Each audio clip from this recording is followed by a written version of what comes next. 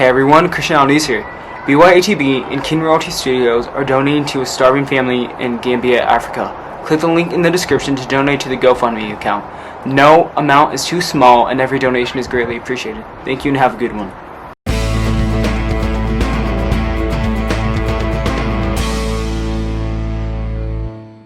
Hello everyone, welcome back to another episode of My Pro-Life Story. Today's guest is a participant in the March for Life, Walk for Life, and Youth for Life at her school. Give it up for Maria. Hi.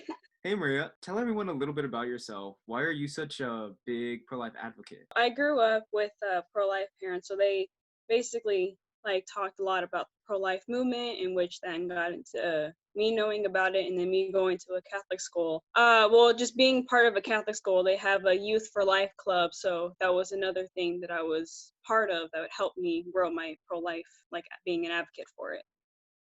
Nice.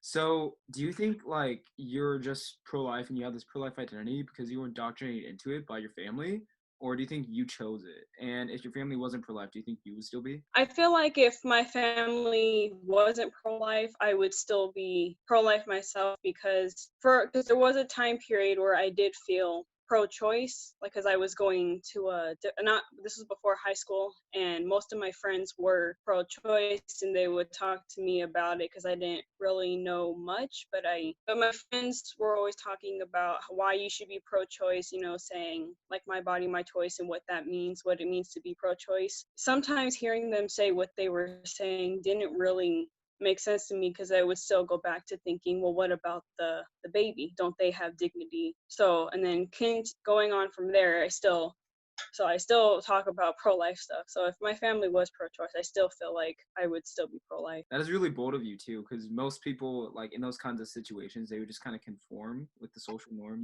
So this might be a bit of a Yeah. contentious question, but when do you believe life begins? I believe that it begins from conception because, when science says when sperm and egg come together, that's when life begins. Definitely, but there are like all these double standards nowadays. Yeah.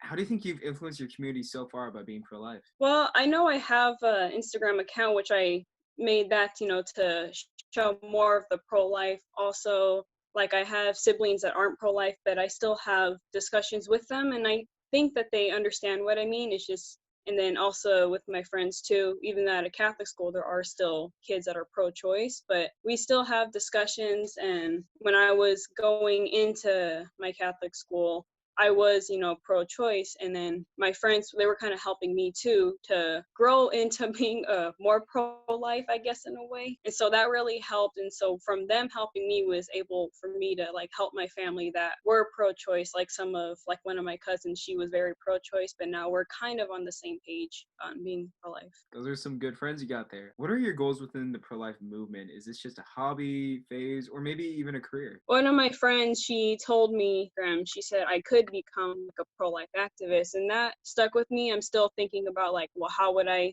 do that? And lately I've been wanting to, as I go to college later and when I graduate, and then but hopefully at someday I want to open up a place, kind of like a women's pregnancy center to help them. Wow, Yeah. that's incredible to hear. I think a lot of us, including myself, want to do the same. In a couple of the other interviews, I've interviewed people who had abortions, were adopted, and etc. And so, because this topic is so personal and relevant to their lives, pro-choicers are more willing to listen.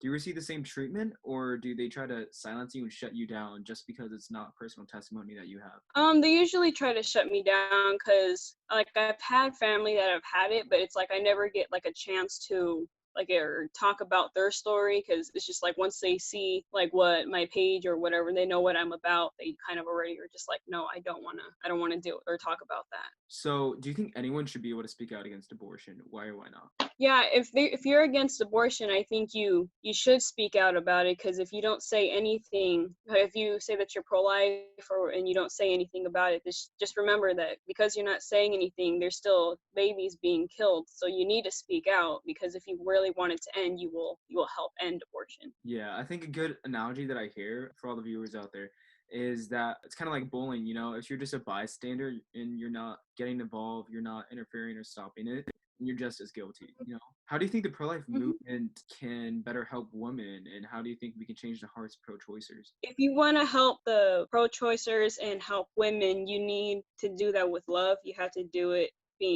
being caring, because if you come at them with anger, you don't, because like for the pro-choicer, you don't know if themselves have had abortions, and if you come at them, hurt them and then just want to ignore you. So you would have to go to them with kindness and then just talk about it. And same thing with the women, if because the reason why women are wanting to go get abortion most sometimes because they're scared. Well, basically that you need to go with them with love and be kind. Awesome responses so far.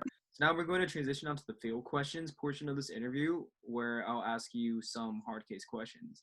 So Okay. right off the bat, do you make any exceptions for abortion? How do you respond when pro-choicers bring up rape or incest? So I don't make any exceptions. One of the quotes that I really like from the president of Live Action, Lila Rose, is that she posted, abortion doesn't heal going through the rape. It doesn't heal the trauma, and it's the second act of violence on a woman. So they already had to go through that pain of being raped. Why would you want to give yourself another thing of pain of getting an abortion? And it doesn't help like what happened. Since you are a person of color, how do you react to Planned Parenthood's target on minority communities? For being part Mexican, is that I kind of find it offensive when Planned Parenthoods put themselves in places like that, because it's like kind of like they're targeting them, and I don't find it very like, because they talk about caring and loving, and I don't feel that it's very caring when you're targeting certain people to get abortions. Exactly. It's just taking advantage of their situation and not even trying to help them because they don't provide options. On to the next question.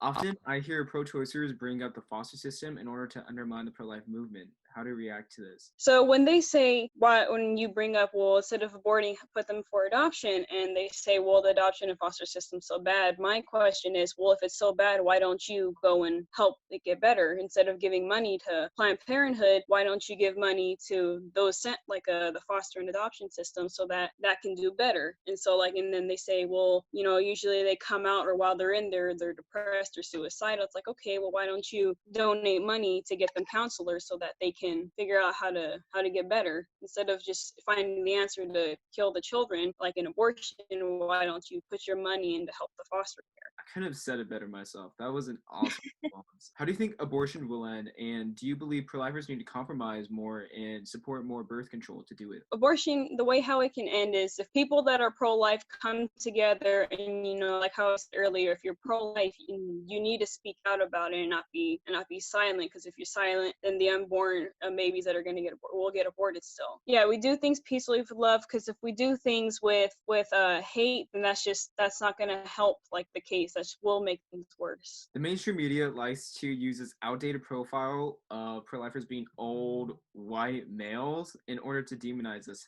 How do you feel about this? I don't really appreciate that, because whenever it comes to like a pro-choice thing, they use how like newer things, and like they'll use other races and stuff like that. It's just that's not really what the pro-life movement is saying, that we're for life, we're for every life. I don't think that it's really showing the whole picture of the pro-life movement. Definitely. I know it's like we're just all invisible to them, for their convenience here. Yeah.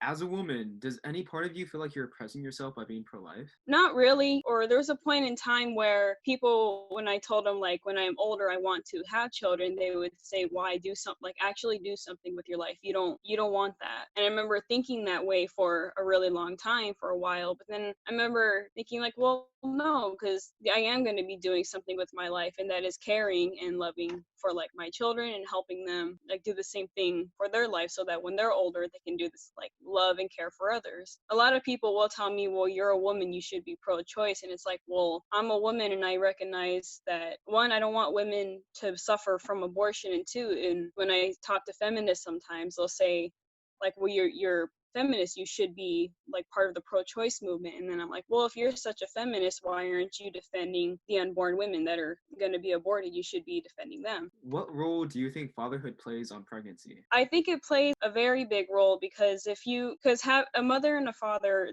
you need both to help the child grow. Because if you just have the mother, then you have the side of the father, where they can also teach them how they both play a role. They both have something to do. Very awesome response.